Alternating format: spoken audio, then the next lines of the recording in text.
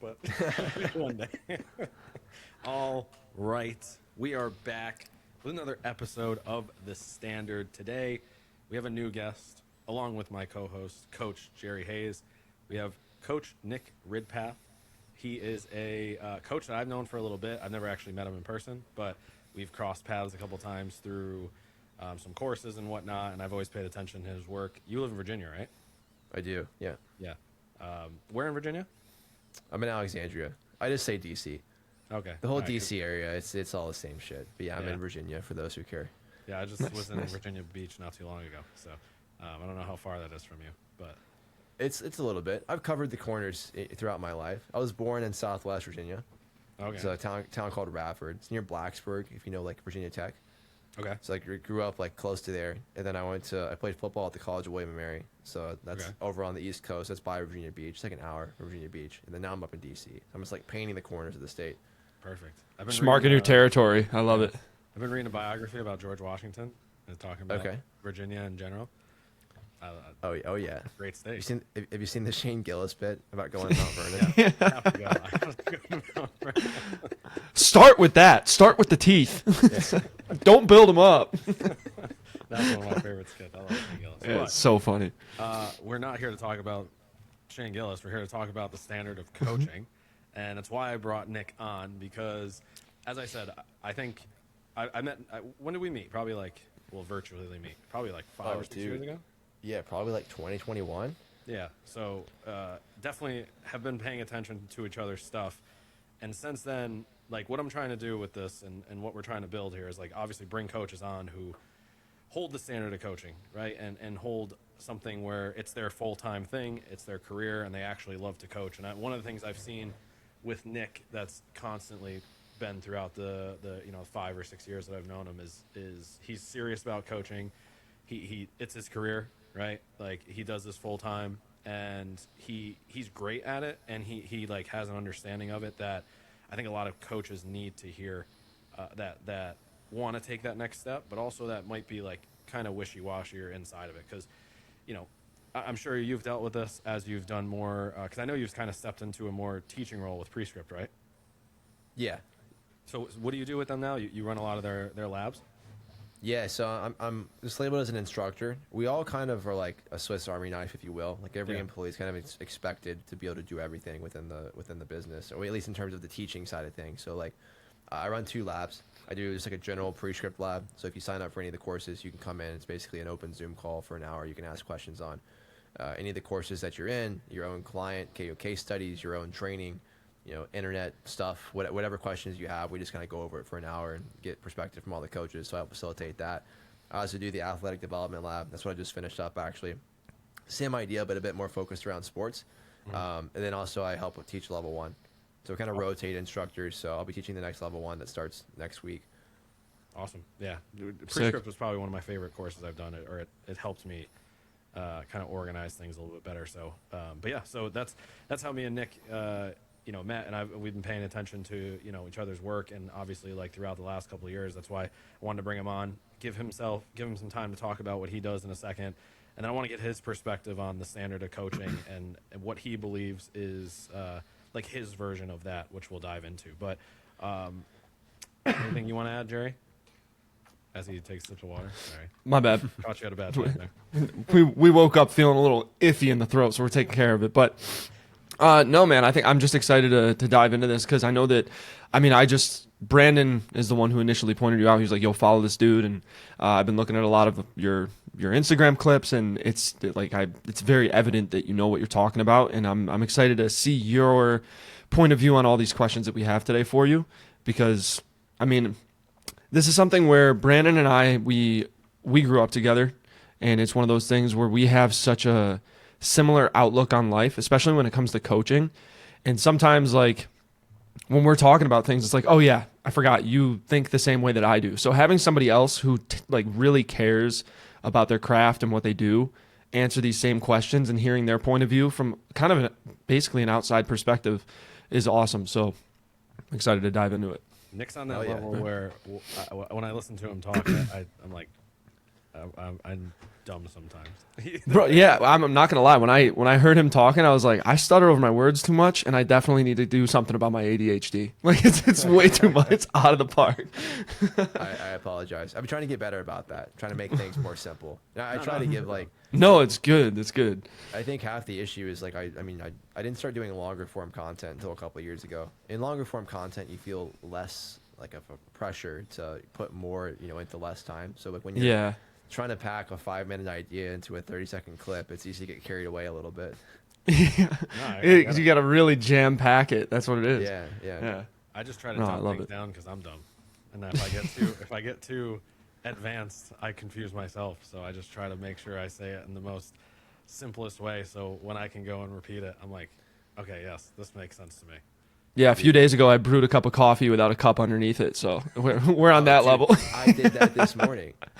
Sick. My dog woke me up at 4 a.m. to go outside, so I had to get up at 5 a.m. So I just fucking rolled around for an hour from 4 to 5, and then like I'm trying to multitask and I'm trying to make my coffee and respond to clients on WhatsApp at the same time.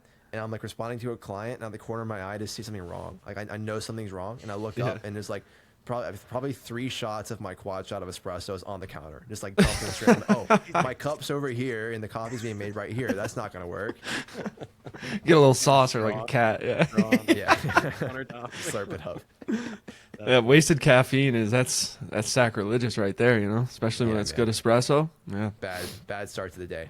Yeah. All right. Well, give us a little bit of background about your coaching. I know we were talking a little bit about you stepped into the MMA field, and I know you have like a broad background of coaching, but tell us a little bit about kind of where you started and where you're at now with it.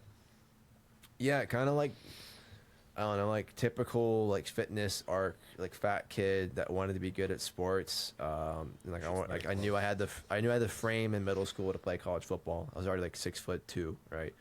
Okay, I was like, well, I want to play college football, so I'm gonna get into fitness, and I started training hard at the high school football team, and like got on bodybuilding.com and T Nation, all that stuff. I was trying to read in, just like learn whatever I could. We talked about this, not to cut you off, but bodybuilding.com and its peak was just it's just a special thing.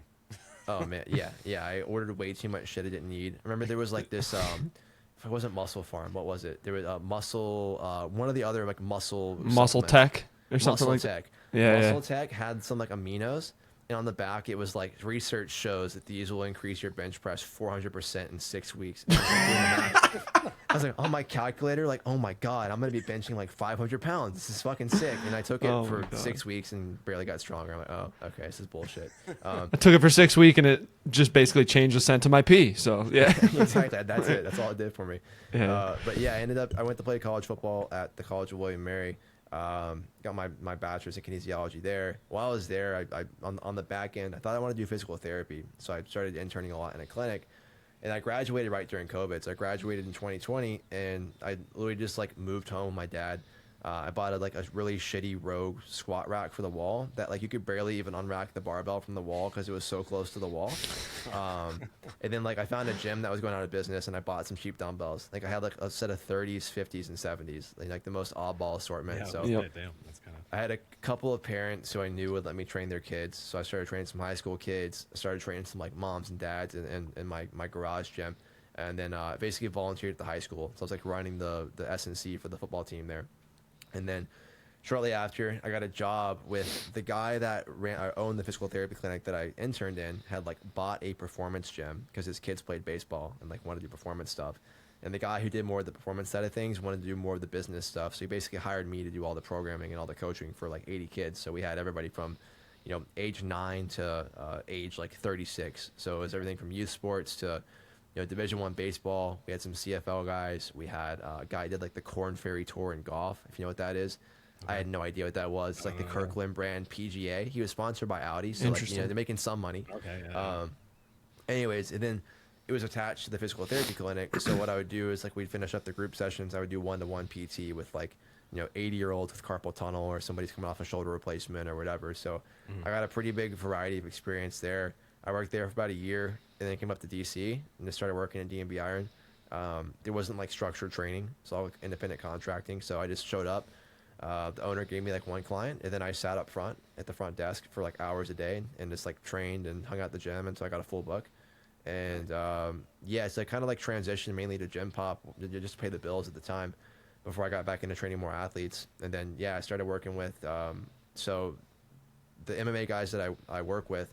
One of the guys owns One Way Martial Arts, Muhammad Ali. It's funny, his actual name is Muhammad Ali. Oh. He opened up One Way Martial Arts up there, and then like I had a friend who knew them, and I would just kind of watch them train. I saw that he was starting, to fight professionally, and there was one day one of the kids, Jansei Jones de Silva, he was doing like ACL rehab on the turf, and it was like the worst thing I've watched in my life.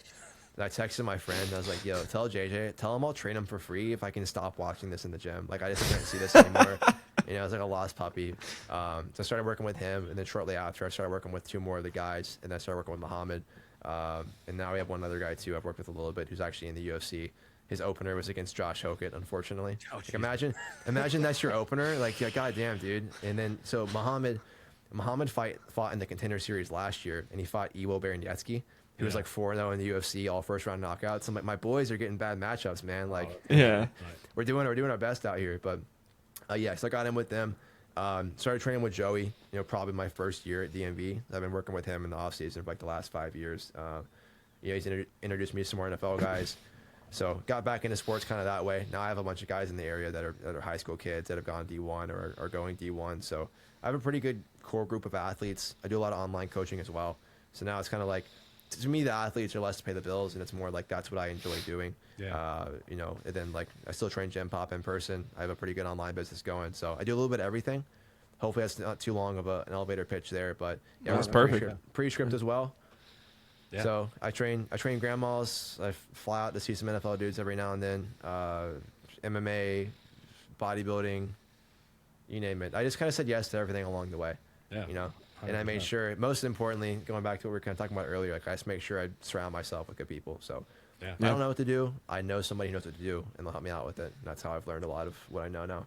Yeah, I love it. I love that. I think a lot of the pieces there, obviously, as coaches who might be listening to this, is early on in that process. It's like really important to obviously get in front of a lot of people. I've had a lot of conversations with people as I've traveled, and I think when they see some of the people we've worked with, right? Like they kind of ask like, how do I get there?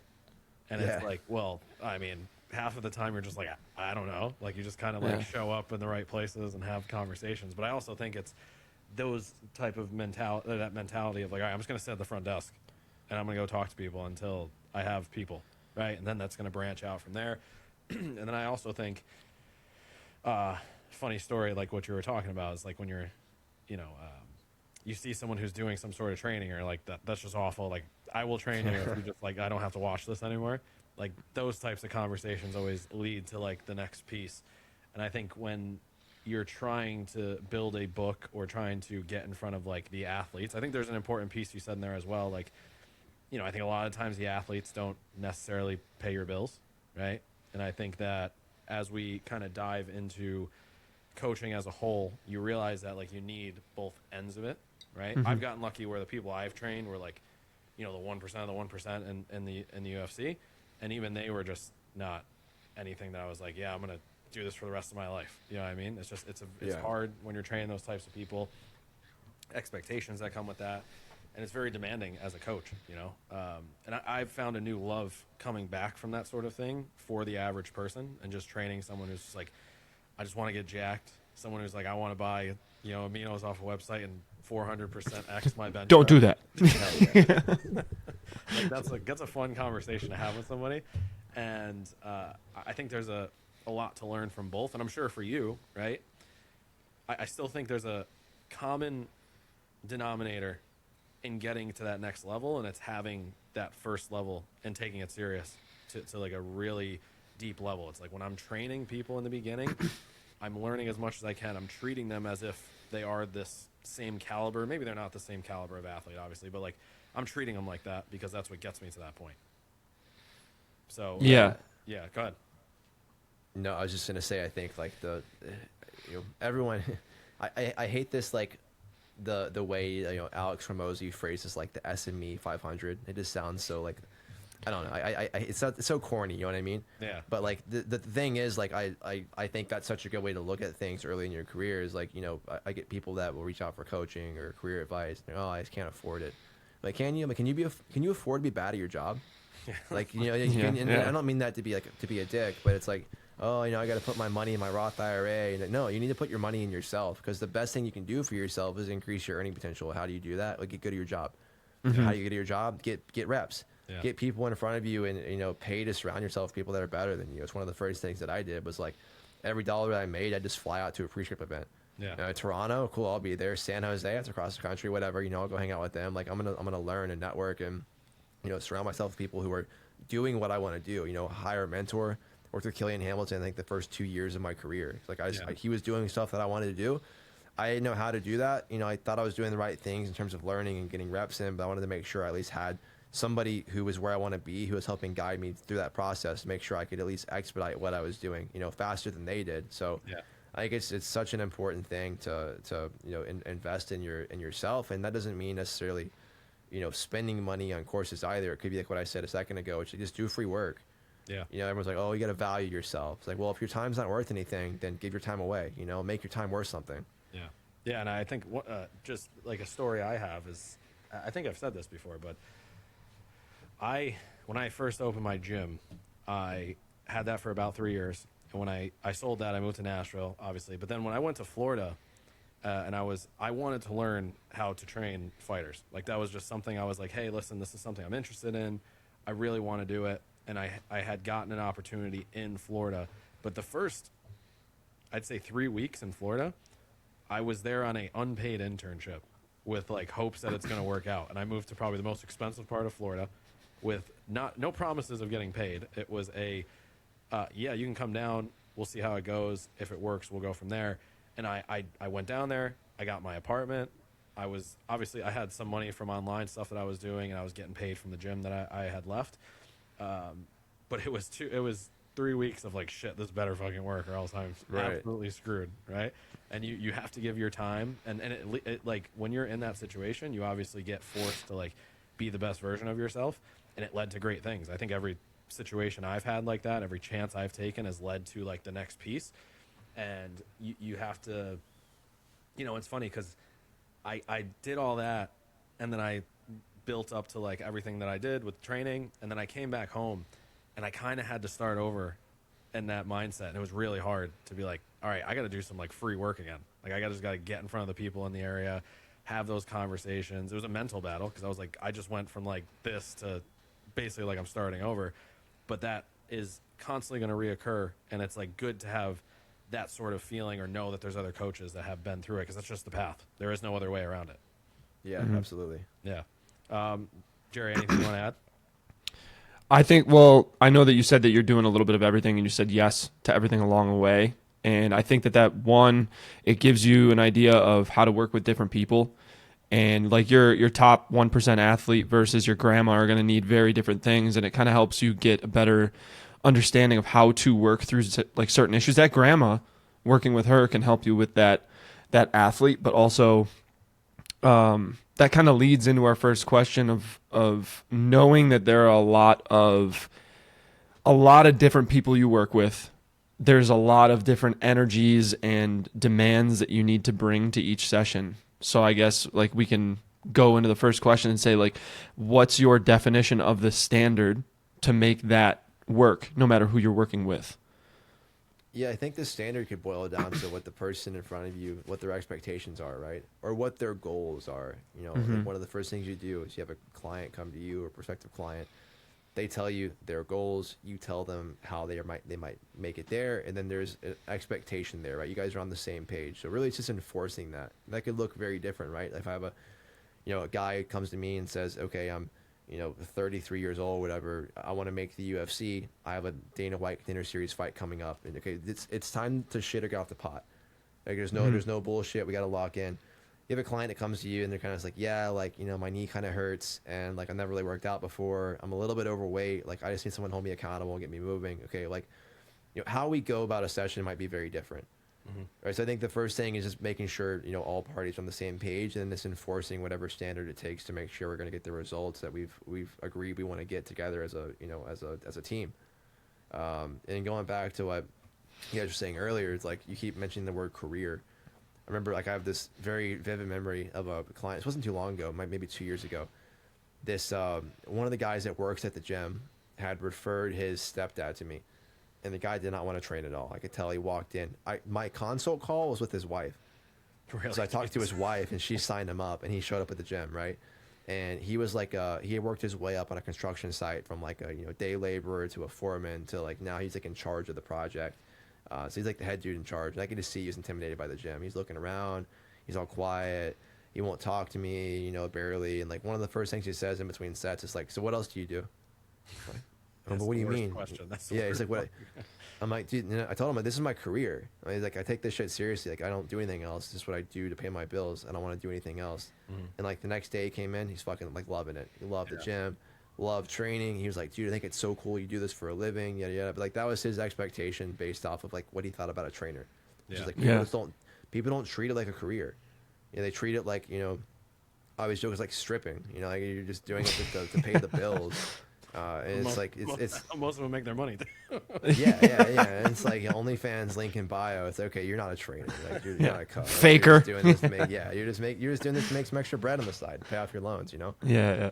Yeah, I think I mean that's my biggest thing right now is I think as I've traveled and I met so many trainers, I think the biggest thing right away that I see is like they always have a backup plan, like that, and like they're like, "Oh, I can't figure this out. Like I can't, it's not working." I'm like, "Well, okay, so what is your plan?" And they're like, "Oh, well, you know, I think I want to do this until I go here." I'm like, "Well, then you're never going to be successful. Like it doesn't matter because like if you're not actually trying to be a coach and you're not diving into it like we have here, it's just impossible to ever get to that point because coaching is so difficult from the start, and you're already kind of at that point right there where you're starting at a deficit where people are like, he doesn't care about this. It's impossible because how is he? This is not a career, right? Yeah. Where we love it. That's what we do, right? And that's what I'm trying to bring more attention to with people like you and this podcast and the way that I post is that like if you want to be a coach, you can make this your career, but it is hard.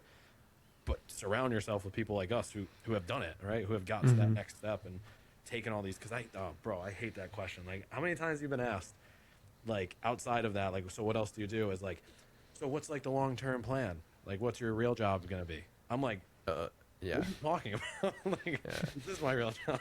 Thinking about getting a career punching you in the face for asking me that question. Yeah. My favorites like friends and family. Or like I remember when I was with my ex-girlfriend, like her friends would always ask what I did. And I'd tell them I'm a trainer at the zoo. And that was always my running joke, and they'd always believe me too. Oh my god, I love that. I might have to steal that, bro. That's great. Yeah, I would say that I train dolphins at the DC Zoo. That's And there's no like marine animals there either. So it's not close. So they're just like, oh, okay, yeah, I think I've seen that before, and you're like, they are just starting a conversation to have a conversation. you know that there's a joke by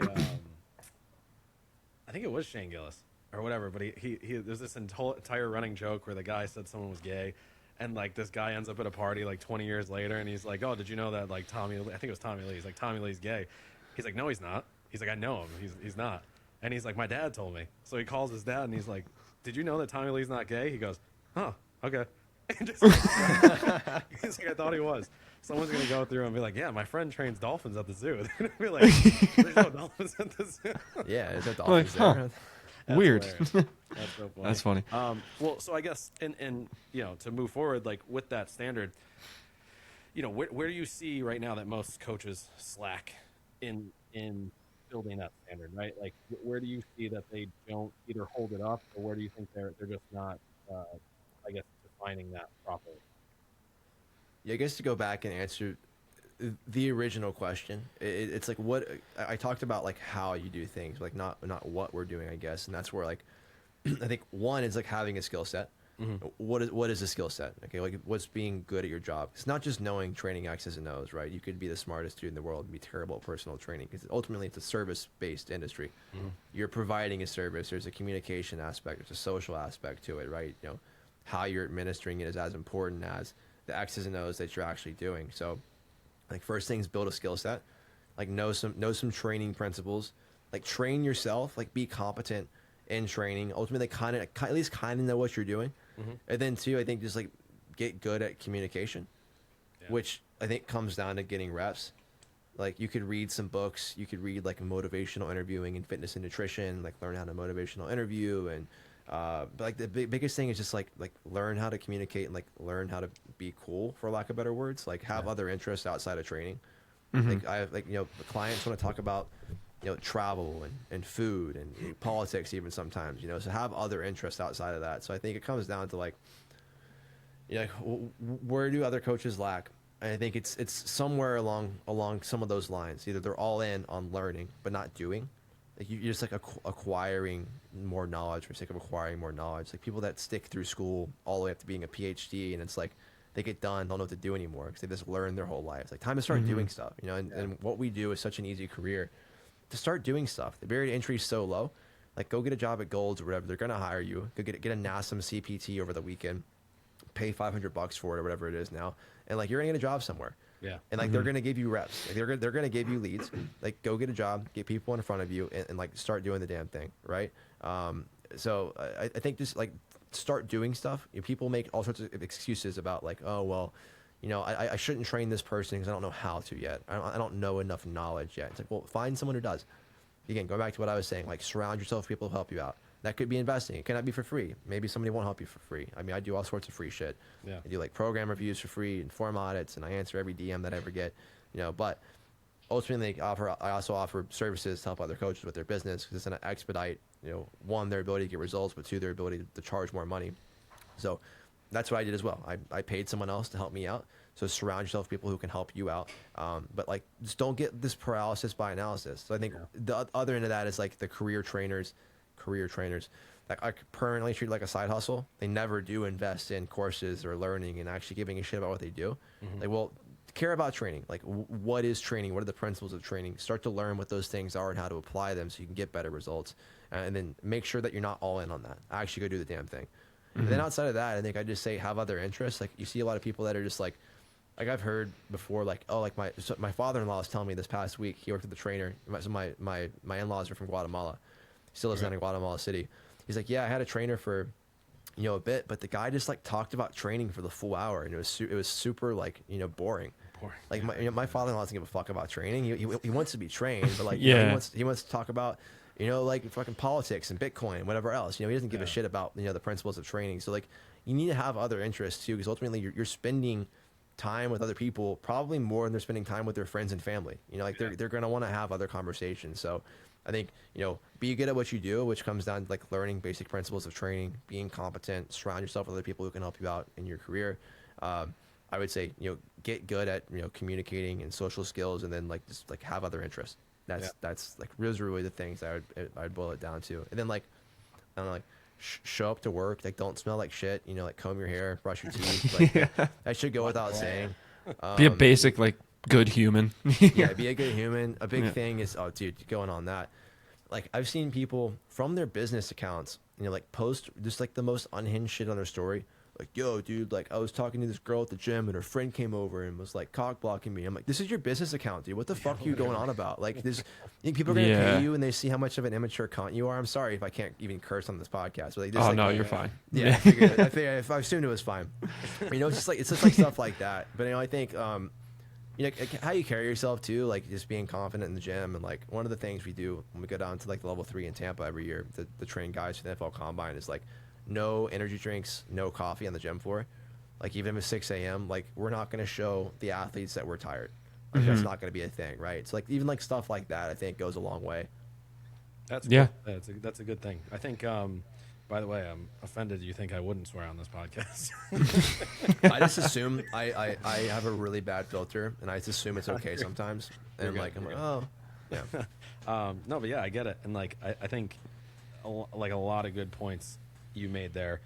I think showing up as a coach and having that energy and you know, like you said, just doing other stuff. Like, I don't, again, another clip that pops up in my head. But you ever see Joey Diaz? He has that clip, like, he's like, you ever been around somebody who does nothing? He's like, they don't eat, they don't sleep, they don't play checkers, they don't do nothing. Like, they're just boring, right? Like you want to be someone who has some other qualities about you, and that's what usually keeps people. Because after the first couple minutes of talking about an exercise, like how much more can you actually talk about it, right? Like even if you are super interested, I get bored of it, and I do it all day. Right? I don't want to. I like when people come in and have different stories and conversations, because it's like, all right, great. I don't have to talk about this all day with an individual. You know, What's the gaming term, like an NPC? Yeah. Like Yeah, like a yeah. non-player Non-playable character or something. Yeah, yeah. Non-playable character.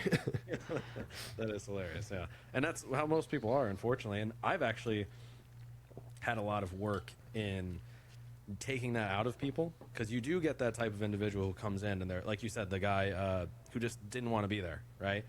I'm sure after he talked to you, learned that you're actually serious, and then had some conversations where you're like, explain the workout, and then you're like, cool, so like what else do you do? He's just like, oh, okay, like this isn't just about fitness, this isn't just about learning the X and O's. And I in my current gym that I train out of now, I hear the conversations that kind of go on inside of the sessions, and it's part of it is what I'm something I'll get to like later when we're talking, but like I think a lot of it is just a lack of actual curiosity or interest in other people. And I think as trainers we have to be genuinely curious about like the individuals in front of us, otherwise it's going to get boring really fast, because we're there to count reps essentially and make sure they don't kill themselves, right? And at the end of the day, like if you're doing a really good job as a coach, after the first couple months, for the most part, people can handle the gym by themselves. They're usually going to like it if they're like, wow, this person's kind of cool,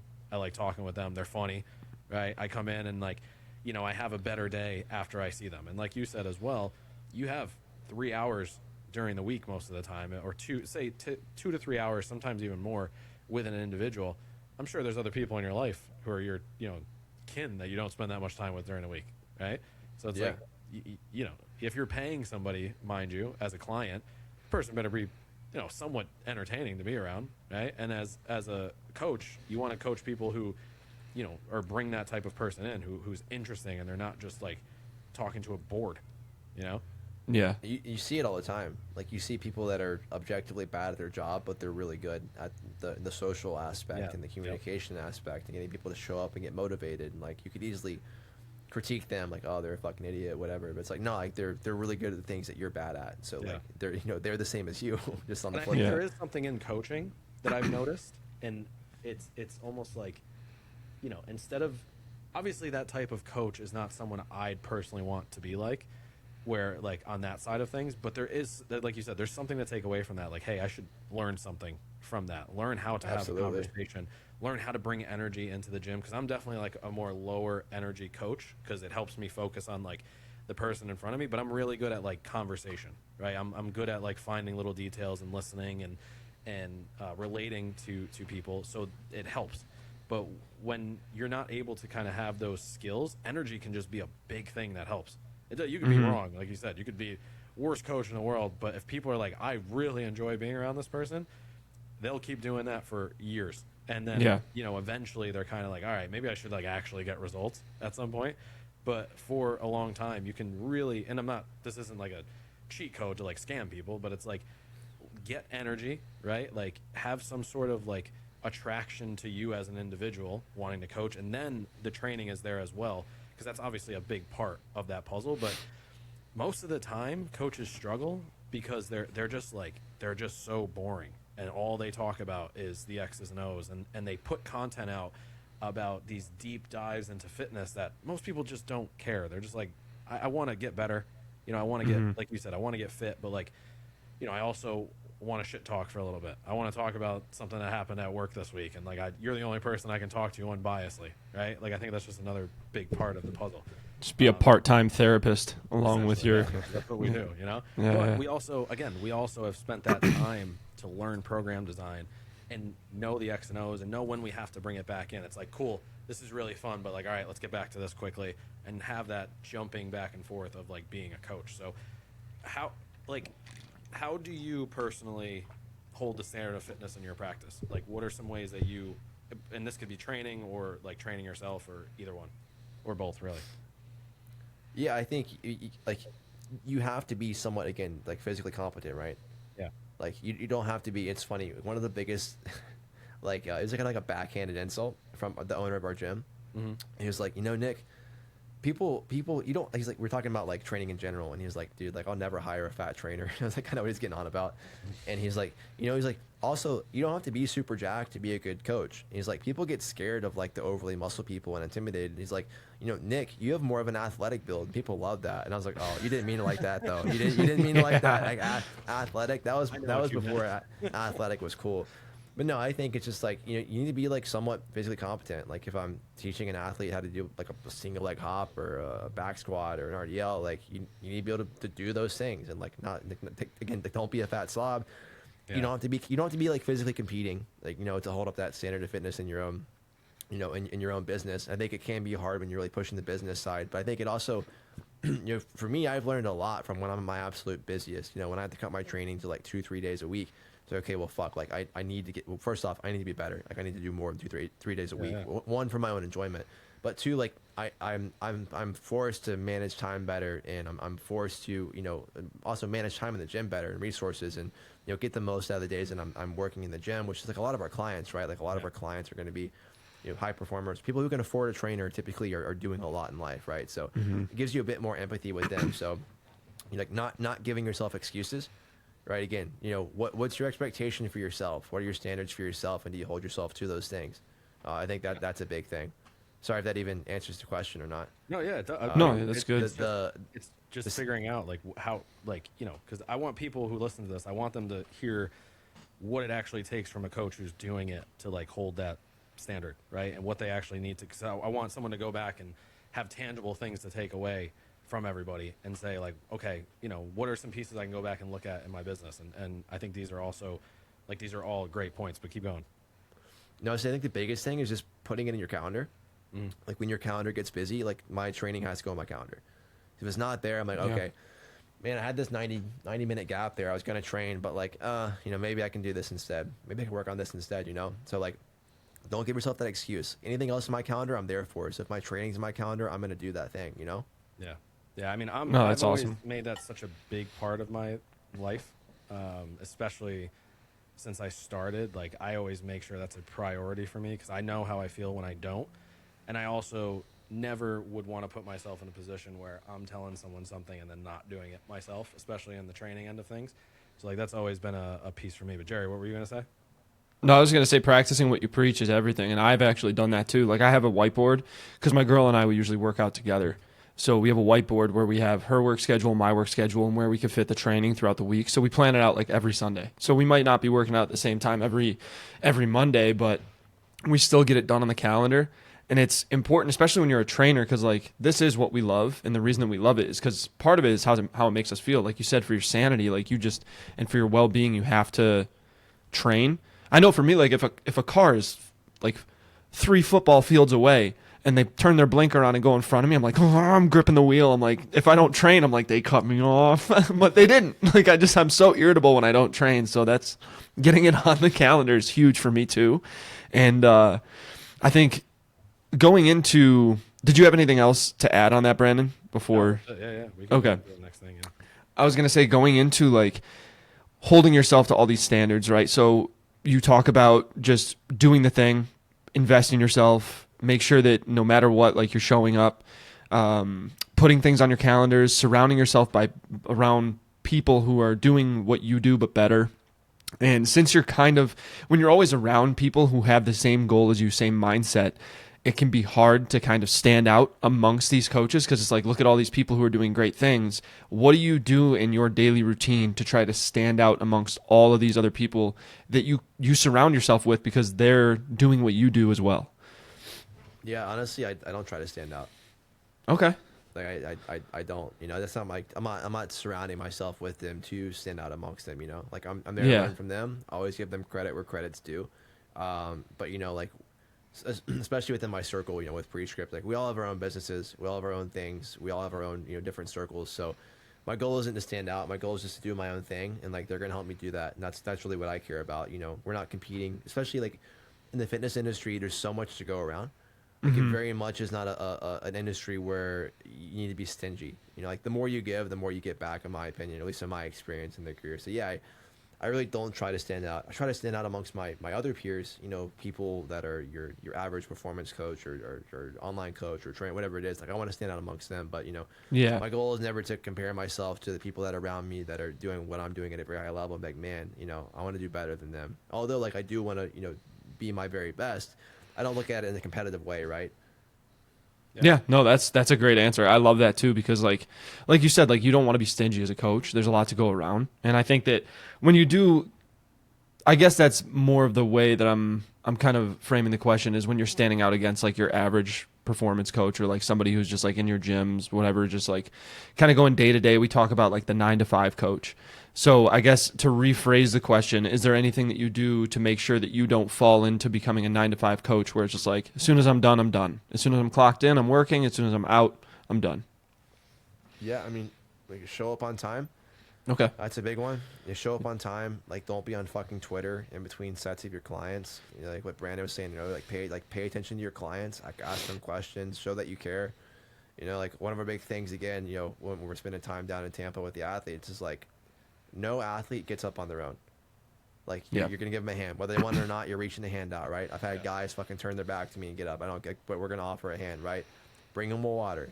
You know, stuff like even my clients, they come in, they'll have a water. Hey, buy water at the fridge on me. You know, put it on my account. I don't care. You know, like, but like, you know, providing that service, showing that you care, and then too, I think just like being attentive to the actual training. Like, you don't have to be the coach that's like I've literally watched a guy probably have his client come in for their first session, and they had like a band around their knees, and they're just doing like a little side shuffle, like a monster walk, but going back and forth, like step right, step left. And his arms are crossed. He's like walking around like in a semicircle. Like, I'm like, what are you assessing here? Like, what you're not looking at anything. You know what I mean? So like, you don't need to be that. You don't need to be that guy. But like, I always tell my clients, like, am I doing this right? Like, am I doing this okay? I'm like, dude, if you weren't, I would let you know. Yeah. Like, I'm not gonna have my clients moving around the gym looking like shit. That makes me look bad. You know what I mean? So like, don't have your clients moving like shit. You know, like make sure if they are moving poorly, you're actively coaching them, and you're not like, you know, looking at some girl's ass over there. Like, you know, pay attention to what's in front of you. Like, you're representing your business by how your clients look coming in, right? Or how they look in the gym, but also how they look coming in. Obviously, you know, if they have like body competition goals. Yeah. But yeah, that's my thing is, you know, just like act like a professional, treat it like it's your career, care about your clients, train in the gym. Yeah. I know lots of coaches I've never seen train in my gym. I train in one of the coolest gyms in the world. I don't know why you wouldn't want to take advantage of that. Maybe they train when I'm not there. I spend a lot of time over there though, so I don't know. But, you know, those are really the big things. Get a lift. Well said. Awesome. Yeah. So I guess to kind of wrap this up, what's one lesson inside of coaching so far you've learned that you think like every coach needs to know? Oh man, let me think about that one. I'm not sure if I have any lessons outside of the things I've honestly mentioned throughout this. You know, like surround yourself with good people. That's probably one of the biggest ones. Honestly, I could talk about like timing and opportunities. Like I've had some really cool opportunities where, you know, like I had a guy I was connected with who I trained for like maybe 2 weeks, who was excuse me, I'm talking too much this morning. I don't have my voice crack on here. I had a guy he was the second overall draft pick in his draft class. He was the NFL Rookie Defensive Player of the Year, and like I was riding a high because he was like my second ever NFL guy that was like mine, right? And he was like super stoked to train with me, and then like I trained with him for a couple of weeks, and he was doing great. And then he's like kind of ghosted me. I was like, well, fuck. And I was like so beat up by that. Right? I was like so upset. I'm like, man, what did I do? And I was really internalizing like it must have been my fault. And the reality was I don't think it was my fault at all because like, you know, what I know about this guy is he tends to do this a lot. And my buddy who connected us together was like, dude, take care of the people that fuck with you. No one else matters. I was like, you know what? He's right. Like I had at the time, you know, like several dozen online clients. I had a good in-person business. I was like making good money. My clients were fucking awesome. They loved me. And I was like, dude, I have so many people right now that are like happy with me and fuck with me and take good care of me. And I'm going to be a mopey little bitch over one person, over an opportunity that I probably didn't even want. You know, like I don't want to deal with that shit. So I think that's been a big lesson is like, you know, just like roll with the punches, take care of people that fuck with you. If you have a good business, you have people that are paying you for your money and treat you well, you know, like really value that. It says a lot. People are taking their hard-earned money to pay you to spend time with you to help them out. And especially, you know, training is a luxury. Yeah. You know, it's not a necessity. I would argue it's a necessity in general in life. You should be training, obviously, but like it's a luxury service people are paying for. So the fact that they, you know, they work their ass off with their hard-earned money, and they spend it on you, and they care about you. Like, that says a lot. So, don't take that for granted. Yeah. Love it. I love it. I think with the athlete thing too, I think too many coaches tie their like worth to those types of clients, Yeah. and they feel as though that makes them a better coach because they're working with that sort of person. And I know from experience, I've had trouble with a lot of those types of clients, and it was a nightmare sometimes when I would just Dude, they're the worst. yeah, literally, like whether it's just like the expectations or the lack of respect you get, or the just kind of the overall demeanor you get from somebody in that setting, and you tie yourself externally to that person because you're like, oh, this is what people think of me. If I lose that person, what does that make me look like? And I had a real big battle with that the last couple of years because that was something I went through. I had so many people tell me like, oh, I wish I had your job. Like, you have a dream job. I'm like, damn, am I really hating this, like not enjoying this job? Like, that's a dream job, or am I, are people going to look at me as like a bad coach? And you have to have that conversation with yourself and really look internal to like, look at all these other people who care about me, who have been with me for years, who have gotten great results, who still continue to, like you said, spend your money on time with me or my opinion on how they should train. And it really helps kind of curb any of those, I guess, feelings of, not being enough as a coach or getting too tied up in like that external stuff. Mm-hmm. Yeah, I think the athlete stuff's cool, but like you really need to ground yourself in what you have going for you. That's good. Like I'm very happy with my business stuff. Like, I'll give you an example. I just had to cancel a flight to Kansas City I had booked for tomorrow because I was asked to come out several times, and this is an athlete I've worked with previously, and it's just one of those things where it's like, okay, dude, like, I'm coming out, we're all booked to go, and then like no response for like 2 or 3 days. It's like, oh, actually, can you come next week? It's like stuff like that, and that tends to be like kind of how it goes with these people. So it's one of those things where like, dude, I would love to work with this person on a regular basis and like love to people see me work with them, but at the end of the day, it's like I don't really care about that. Like, I've had plenty of opportunities. I know what the deal is. If they want my help, I'm very confident in my ability to deliver that to them. And if they don't, then that's, at the end of the day, not my decision, Mm-hmm. I think it's easy to put your identity in those things, like you said. But, my biggest advice, Terry, would be, trust yourself and your skill set, and and really don't take people around you for granted that fuck with you. Yeah, 100%. I love it. That's Anything beautiful. else, Jerry, from you? I got nothing to add to that. That was really well put, that last part too. Yeah, I think that was great. I think, like I said, my goal with this is to show more coaches like this. I know there's not a ton of them out there, but there is a good amount of them out there. And I think that there's people who actually care like Nick. I think there's people who actually have full careers in this like Nick. And I think the biggest takeaway from this that I want you guys to hear is that, like, this matters to him, right? Like, this is his life, this is his career, and like, you have to kind of take that step. You can't just be 1 foot in, 1 foot out. And I think that there comes a certain point where you kind of have to take that leap of faith with yourself and trust that you're good enough to do this. And there's a lot of intangible things that you need. There's a lot of things that some of the things can't be taught, but there's a lot of things that like can be learned when you're in the right room with the right people. Invest in it, get into those rooms as quickly as possible, as and do what's needed when you're in those rooms at first, and then you'll get what you need, after that. So I thought this was great. I thought this was a great talk. Nick, why don't you give your socials and your website and whatever else you want people to find you at? Yeah, dude. If you guys want to find me, Instagram is at Nick Ridpath _. I believe YouTube is the exact same thing. Podcast is Unbranded with Nick Ridpath. Website is unbrandedperformance.com, unbranded-performance.com. Yeah, any questions, feel free to reach out. I do free program audits and form audits for my YouTube. Helps me get content. Online coaching, advisory service for coaches, Prescript level 1. If any coaches on here are looking for, continuing their education, applied biomechanics, anatomy, all that fun stuff. Yeah. I got to get on the Prescript level 2. I got to get back to it. I've been meaning to do that for a while. Yeah, it's a mouthful, dude. We'll see. It's deep. Level 3 is fucking sick. Worth every dollar. Yeah, we'll see. Love it. We'll get back to it. But I appreciate you for coming on, sir. For the rest of you, I appreciate you for tuning in. As always, if you need anything, reach out on Instagram at bgperform_ or at Coach Jerry Hayes. If you're looking for training as well, obviously www.bgperform.com/training. Or if you want to take the jump with Jerry, you can reach out there, or you can go reach out to Nick, because Nick's a great guy too. So I appreciate you guys for tuning in, and we will see you guys next time. Peace.